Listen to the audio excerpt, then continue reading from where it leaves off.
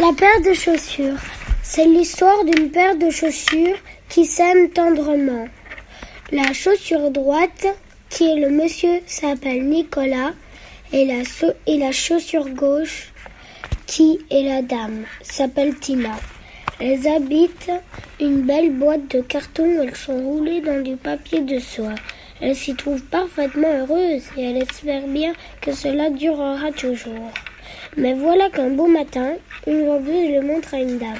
La dame l'aimait, fait quelques pas et voyant qu'elles sont confortables, elle dit « J'achète vos chaussures. » Voulez-vous que je les enveloppe ? Demande la vendeuse. Inutile, dit la dame. Je les garde aux pieds. Elle paye et elle sort avec les chaussures neuves aux pieds. C'est ainsi que Nicolas et Tina marchent toute une journée sans se voir l'un l'autre. Le soir seulement, ils se retrouvent dans un placard obscur avec d'autres chaussures. Qui êtes-vous ? Demandait une grande paire de pantoufles. Nous sommes de nouvelles chaussures, dit Nicolas. Tu es là, Tina ? Demande-t-il. Oui, je suis là, Nicolas. Ah, quel bonheur. Je te croyais perdu. Moi aussi, mais où étais-tu ? Moi, j'étais au pied droit. Moi, j'étais au pied gauche. Je comprends tout, dit Nicolas. Chaque fois que tu es en avant, moi, je suis en arrière. C'est pour cela que nous ne pouvions pas nous voir. Et cette vie-là va recommencer tous les jours ? Demande Tina. Je le crains. Mais c'est affreux.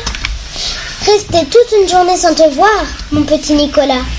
Je ne pourrai jamais m'y habituer. Écoute. Dit Nicolas. J'ai une idée. Puisque je suis toujours à droite et toi toujours à gauche, eh bien, chaque fois que j'avancerai, je ferai en même temps un petit écart de ton côté. Comme ça, nous nous dirons bonjour. D'accord.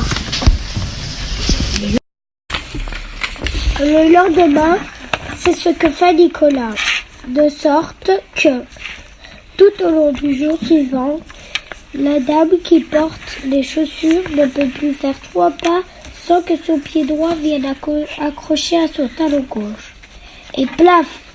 À chaque fois, elle s'étale par terre, très inquiète. Elle va, le jour même, consulter un médecin. Docteur, aidez-moi! Je ne sais pas ce que j'ai. Je me fais des croche-pieds à moi-même. Des croche-pieds à vous-même ? Oui, docteur. À chaque pas que je fais, ou presque, mon pied droit accroche mon talon gauche. Et cela me fait tomber. C'est très grave, dit le docteur. Si cela continue, il faudra vous couper le pied droit. Voici une ordonnance. Prenez-la. Vous en avez pour 10 000 francs de médicaments. Donnez-moi 2 000 francs pour la consultation et revenez nous voir demain. Le soir même, dans le placard, Tina demandait à Nicolas. Tu as entendu ce qu'a dit le docteur ? Oui, j'ai entendu. C'est affreux si on coupe le pied droit de la dame. Elle le jettera et nous serons séparés pour toujours. Il faut faire quelque chose. Oui, mais quoi ? Écoute, j'ai une idée. Puisque je suis à gauche, c'est moi demain qui ferai un petit écart à droite. À chaque fois que j'avancerai, d'accord ? D'accord. Ainsi fit-elle, de sorte que, tout au long du deuxième jour, c'était le pied gauche qui accrochait le talon droit. Et plaf ! La pauvre dame se retrouvait par terre. De plus en plus inquiète, elle retourna chez son médecin. Docteur, cela va de moins en moins. Maintenant, c'est mon pied gauche qui accroche mon talon droit. C'est de plus en plus grave, dit le docteur. Si cela continue, il faudra vous couper les 2 pieds. Tenez, voici une ordonnance. Vous en avez pour 20 000 francs de médicaments. Donnez-moi 3 000 francs pour la consultation et surtout, n'oubliez pas de revenir me voir demain. Le soir même, Nicolas demandait à Tina: Tu as entendu? J'ai entendu. Si l'on coupe les 2 pieds de la dame, qu'allons-nous devenir? Je ne voudrais pas y penser.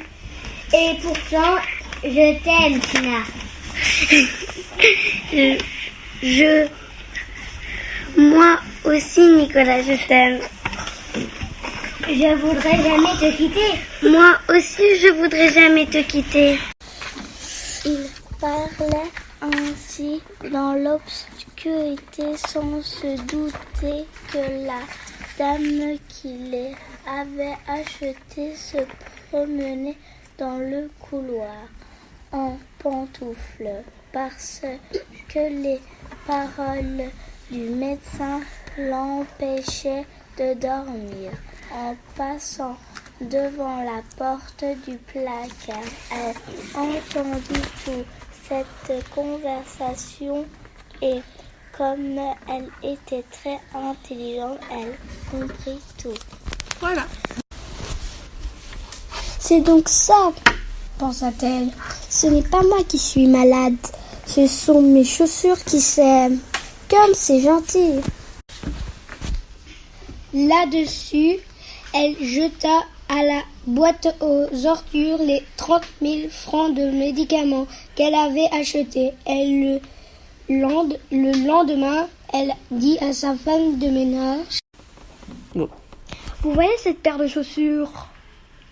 Je ne les mettrai plus, mais je veux les garder quand même. Alors cirez-les bien, entrenez-les bien, qu'elles soient toujours brillantes, et surtout ne les séparez jamais l'une de l'autre. Restée seule, la femme de ménage se dit: Madame est folle de garder ses chaussures sans les mettre. Dans une quinzaine de jours, quand madame les aura oubliées, je les volerai. 15 jours plus tard, elle les vola et se mit aux pieds. Mais quand elle les eut mises, elle aussi commença à se faire des croche-pieds à elle-même. Un soir, dans l'escalier de service, comme elle descendait des ordures, Nicolas et Tina voulurent s'embrasser. Et badaboum, vlan, ping, la femme de ménage se retrouva assise sur un palier, avec plein d'épluchures sur la tête et une pelure de pommes de terre qui pendait en spirale sur son front comme une boucle de cheveux. Ces chaussures sont sorcières, Pensa-t-elle. je ne les mettrai plus, je vais les donner à ma nièce qui est boiteuse. C'est ce qu'elle fit. La nièce, qui était boiteuse, en effet, passait presque toute la journée assise sur une chaise. Les pieds joints, comme par hasard, elle marchait. C'était si lentement qu'elle pouvait guère s'accrocher les pieds. Et les chaussures étaient heureuses, car même dans la journée, elles étaient le plus souvent côte à côte. Cela dura longtemps. Malheureusement, comme la nièce était boiteuse, elle usait d'un côté plus vite que de l'autre. Un soir, Tina dit à Nicolas: Je sens ma semelle qui devient fine et fine. Je vais bientôt être percée. Ne fais pas ça, dit Nicolas. Si on nous jette, nous allons être encore séparés.